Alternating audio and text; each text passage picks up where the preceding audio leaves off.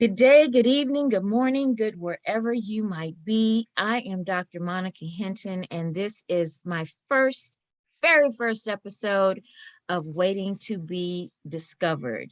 So, this is the show where we're going to hear voices and song and music and poetry and art of people who are waiting to be seen, waiting to be heard, and people who use their art for healing, for entertainment, for bringing in joy and inspiration. And all of these people are on the verge of being found and or they've written their book or they're about to write their book. And so today, to really kick us off and get us started, I have invited three very special ladies, and we're going to really just talk about how poetry is healing. So, first, I want to introduce you to Elizabeth T.V. Ellison, who is my sister by choice, as we are both known two sisters by choice. So, she is my sister. Then I have Dr. Judy Sundayo, who is, along with myself, part of the Association of Black Psychologists. And then Anjali Nunn, who is a brilliant poet that I recently met, that I was so very proud and honored that she was able to pop in this day at the very last minute to be a part of my first episode. So, ladies, you can introduce yourself. Let's start with Anjali. Yep, my name is Anjali, and I am a poet. I've been writing poetry since about the age of 14, and it's really helped me with my depression. I've suffered lifelong depression ever since I was a teenager, and uh, I have a book out. It's called Rise Up Femininity. It's available on Amazon, and I continue to write to this day.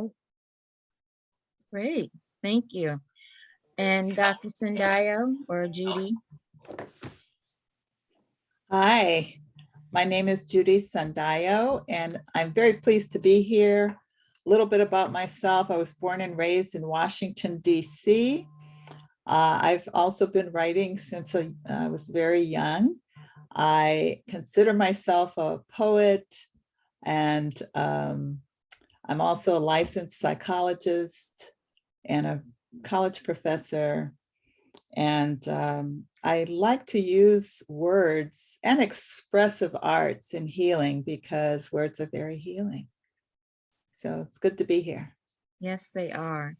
And then finally, Elizabeth T.V. Ellison, my sister. Thank you, thank you, thank you. And I'm very to be in you two ladies' presence. Somebody's ringing. It's all good. Hey, it just needed to bounce its way in here. So, thank you for allowing me to possibly at the end, if there's time, read a little bit with you ladies. But if not, it's more than, I'm just honored to be in your presence. And I appreciate the opportunity to express all that poetry can do for people. Great. So let's just jump in. We're having a bit of a round table about poetry. And I started writing poetry when I was, I think 13 or so. And then at some point I stopped. I'm not really sure why, but I don't anymore. But I have all my poems in a closet right here. I can grab them if I need to.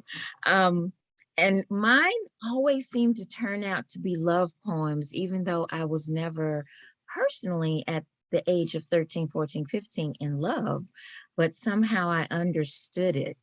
And all of my poems are about love. And then when I went off to college, I had a few friends who realized I had this skill. And so I wrote a few poems for them. And one of my male friends came back and said, Monica, we can't write any more poems because this girl thinks she wants to marry, I want to marry her. And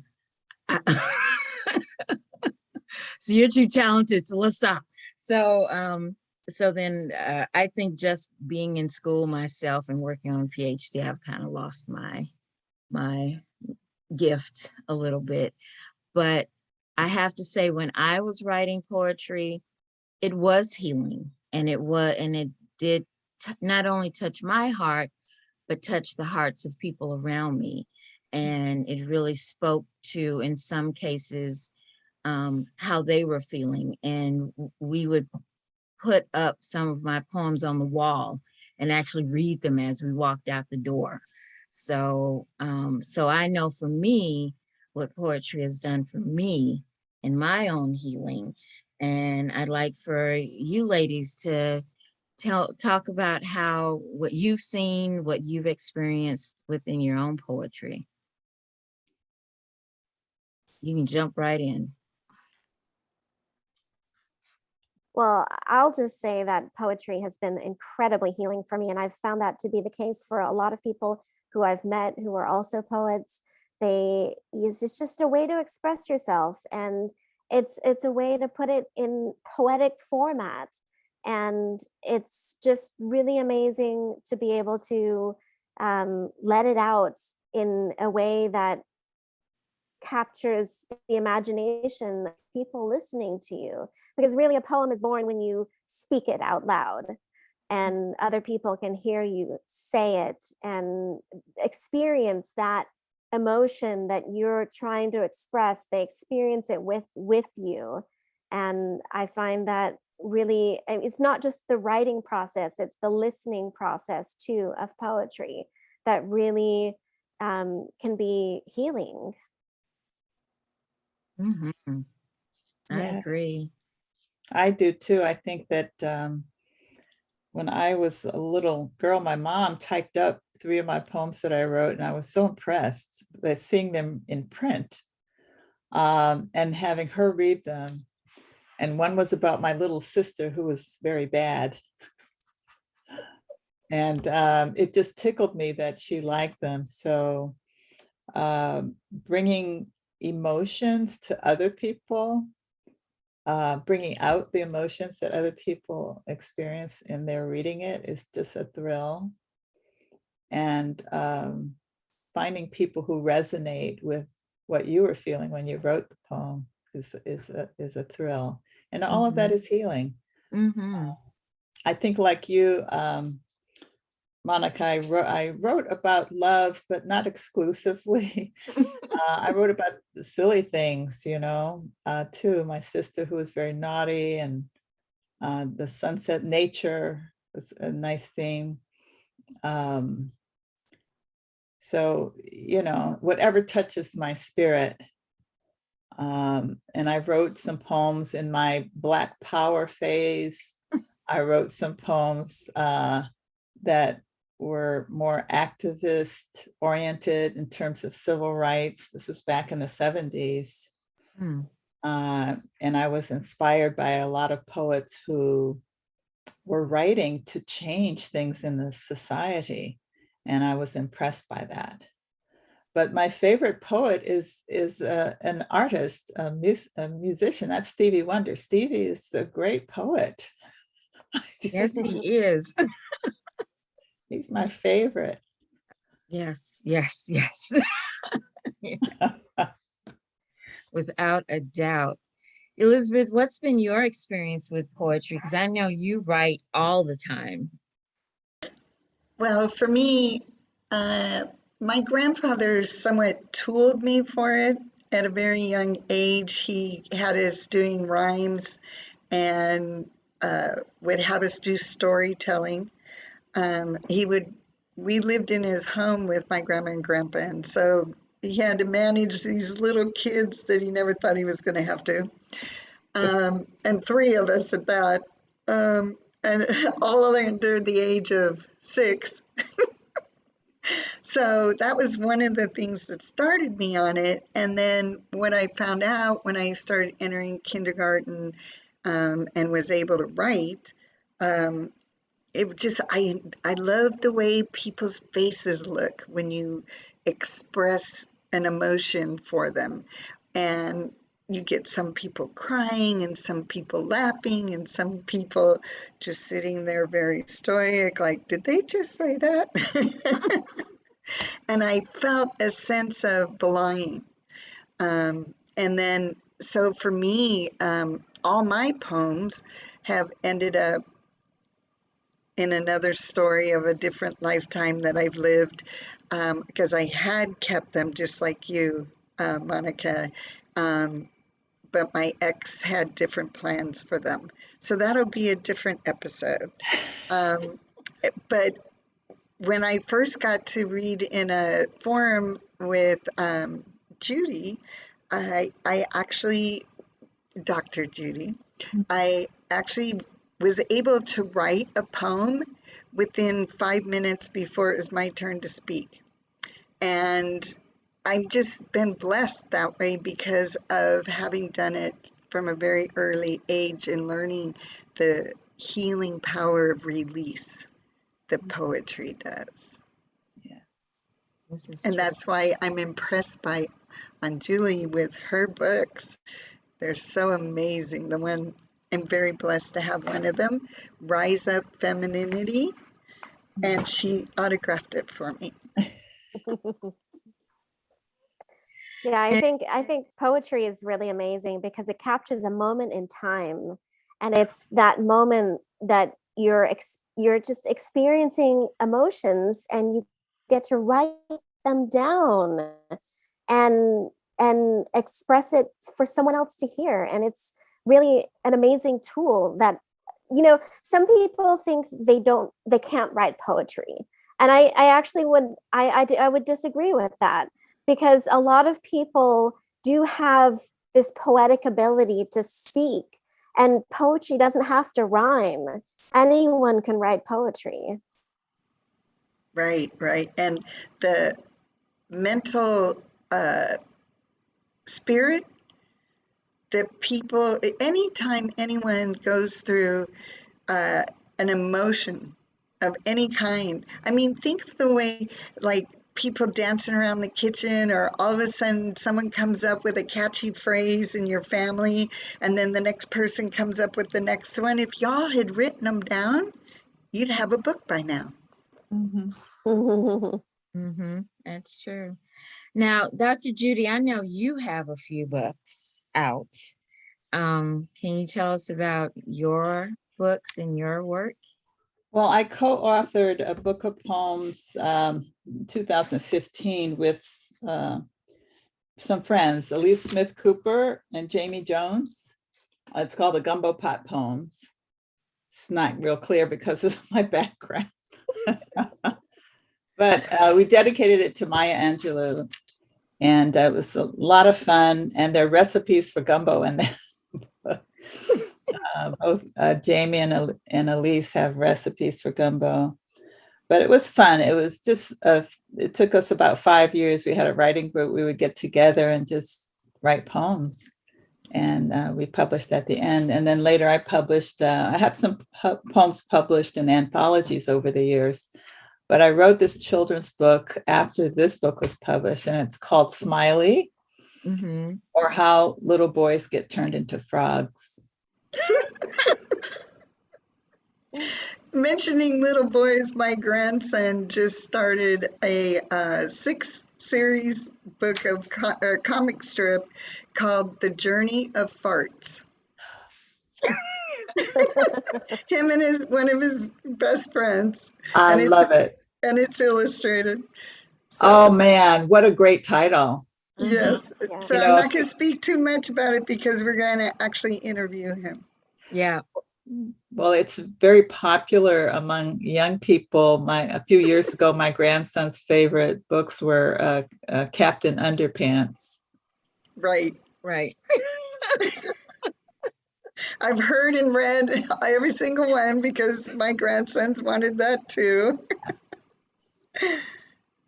So yeah, Elizabeth has read a few of the episodes to me, and they're really funny. And and I don't want to give anything away, but it really kind of, some of the character development was like, wow, there was just stuff I would have read.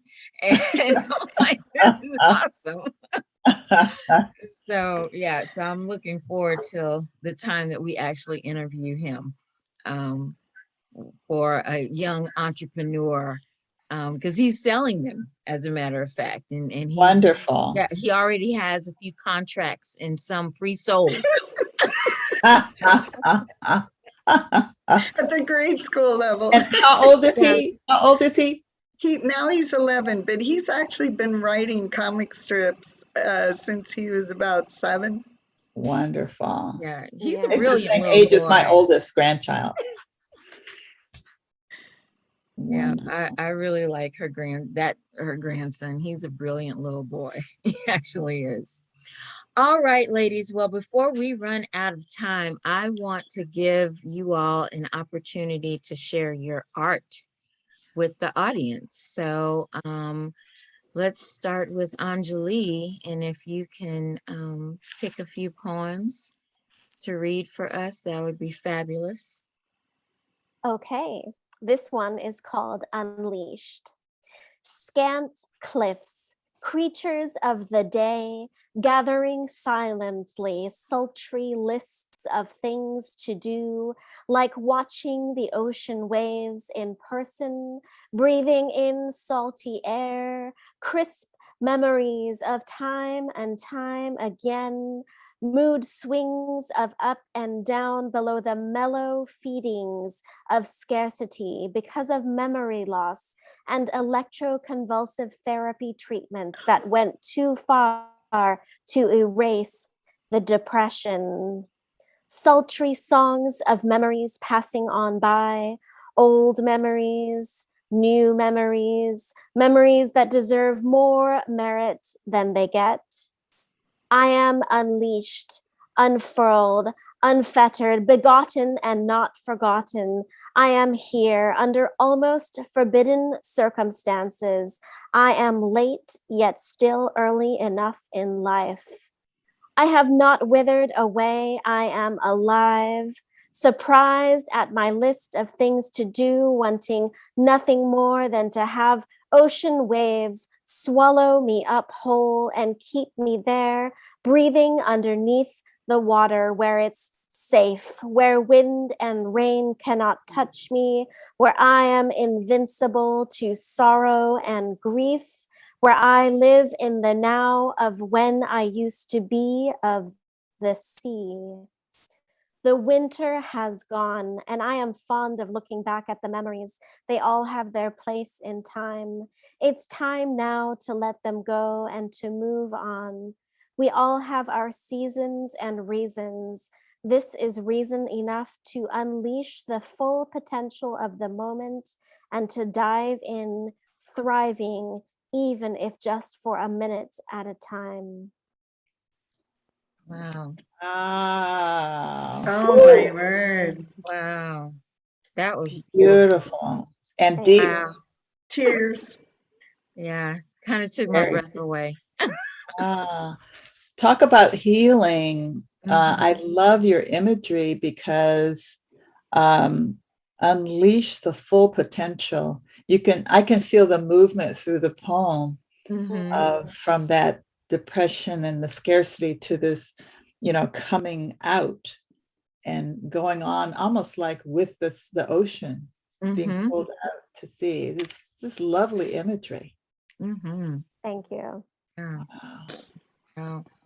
Wow. It had me thinking about my own memories, past and present and future memories, and what I want to hold on to, what I want to let go, and what I want to hold on to that's serving me, and let go of things that are no longer serving me. And so that's what I pulled from that. And so I appreciate you. I honor you. Thank you. All right. Thank you. Dr. Judy.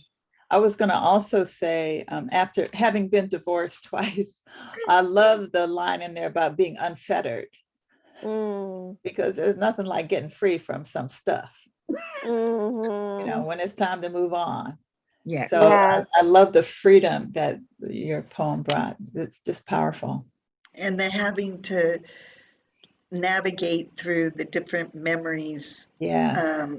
And I have worked in places where I understand a lot about what that went through for you, and being able to express it that well Mhm. is very cathartic. I Mm-hmm. can't wait to get this out to the many. Thank you, Anjali, for your authenticity. Yeah. Thank you. Um, Great. well, I have one that I was searching for that involves some music or rhythm too. So this is called A Metronome of Grace. And I can't remember what I was thinking about when I wrote it, but in the book, it's accompanied by a picture that my brother took. And it's a black and white photo of a seashore and a pier that kind of lumps off to the ocean, and the ocean is still with just the ripples of water across it. Mm-hmm. And so music reminds me of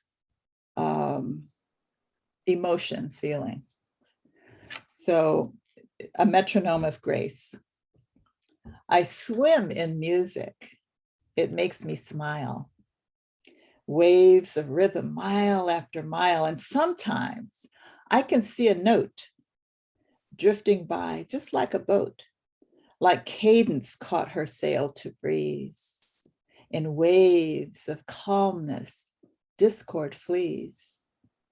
I swim and let the rhythm guide, breath sequenced to a place inside, where harmony is what lights my day. It shines upon a sacred bay, and everything is as it all should be.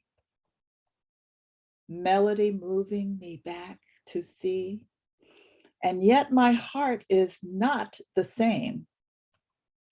Love drenched, it sings a sweet refrain, and dripping still in time and place, my life is a metronome of grace. Mm. Mm, I like that. Mm-hmm. I love the wrap up too. Thank you. Nice. I was, after you described the picture and I was thinking about the water, I was thinking about how the waves like just kind of slapping on the pier as you were reading, and just hearing that pop when a wave hits the pier, Mhm. and just laying it, just allowing yourself to lay on the waves and let the Mhm. waves just move you back and forth. Yeah, Yeah. I was there. I was completely there. Mm, Well, you know, when we're in a healing place, there's a rhythm Mm-hmm. to healing. It's like music, like a calming musical rhythm. And I love to swim. You know, I'm a good swimmer, and I love to just float on my back. Mm. And this mm. reminded me of that. You do too. Yes, me too. I can I, stay I'm out there forever. Uh-huh. I'm not a good swimmer, but I do know what that feeling is like to just um, here in San Diego, the waves I think are too rough, but Mhm. to be in Hawaii or Yeah. even in I've been to Jamaica and Nassau before, and just being able to actually have calm enough waves to do that Yeah. is just so relaxing because the water is so warm. Yes. And so it's really a lovely, lovely feeling. So yeah, yeah, great. So we are coming up on the end of our time, and I don't want us to go overtime. So um, Anjali, how can people find you or find your book, or what are you working on right now that you'd like to share with us? Yeah. So my book is available on Amazon, Rise Up Femininity.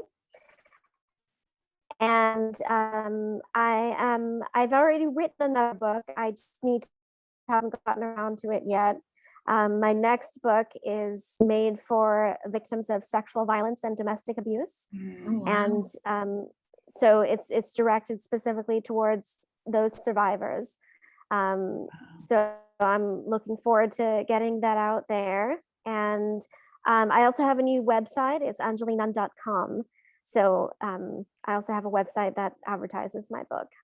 Okay, can you spell that out for us, because we are on radio and people may not be able to see your name? Oh yeah, absolutely. It's spelled ANJULINNUNN.com. All right, thank you, thank you. And then Dr. Judy, what do you have going on in the world of poetry, or supporting other poets, or what are you doing? Well, I am working on a book. It's called Naked, Not Afraid. It's a takeoff on the series Naked and Afraid show. And it's about poetry of survival, really. Meeting life as a survival challenge. So it'll be a short book of 21 different poems. So that's I'm working on now. And then in terms of helping other people or encouraging other people, I work with students every day. So I'm encouraging students to express themselves through poetry. Like Anjali was saying, it's healing, to express yourself, to get your feelings out is so important. And our young people, I think, find meaning and purpose in spoken word and poetry. So. That's true, they do. Beautiful. Elizabeth, you have any thoughts? I wrote something really quick while we were sitting here, and this is what came out of me after listening to the two of you.